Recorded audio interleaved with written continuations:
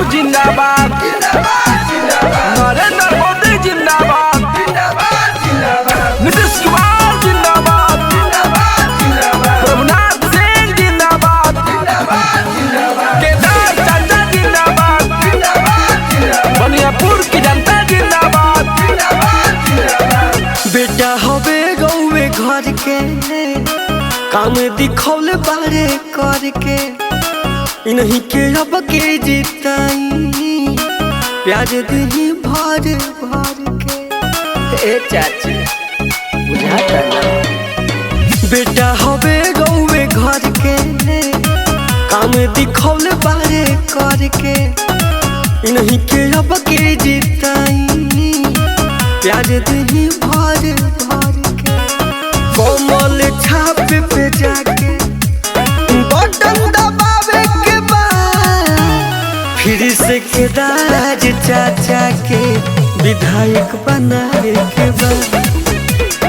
कोमल छाप पे जाके बटन दबावे के बाद केदारनाथ भैया के विधायक बनावे के बाद। प्रभुनाथ सिंह जिंदाबाद, केदार चाचा जिंदाबाद, बनियापुर की जनता जिंदाबाद।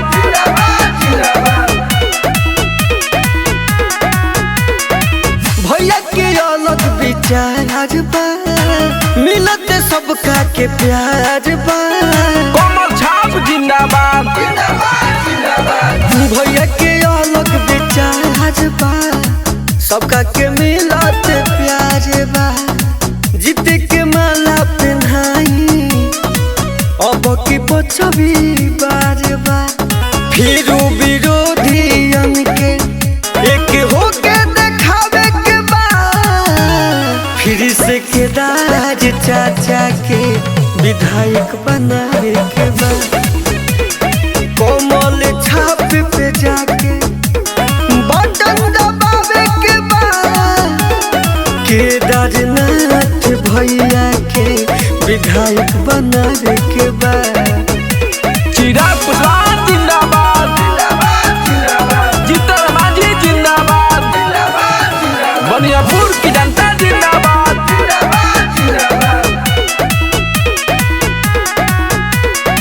नेता नायब सबके बेटा बारे सब लोग के ही तो चाहेता बारे।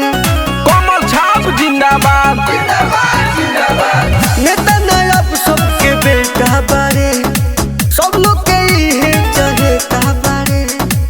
अलग बनौले पहचान रउआ सबके मानोते देवता बारे। झांसा में नहीं केहू के अब के आवे के बाद फिर से केदार चाचा के विधायक बनावे के बाद। कोमल छाप पे जाके बटन दबावे के बाद केदारनाथ भैया के विधायक बनावे के बाद। Music world.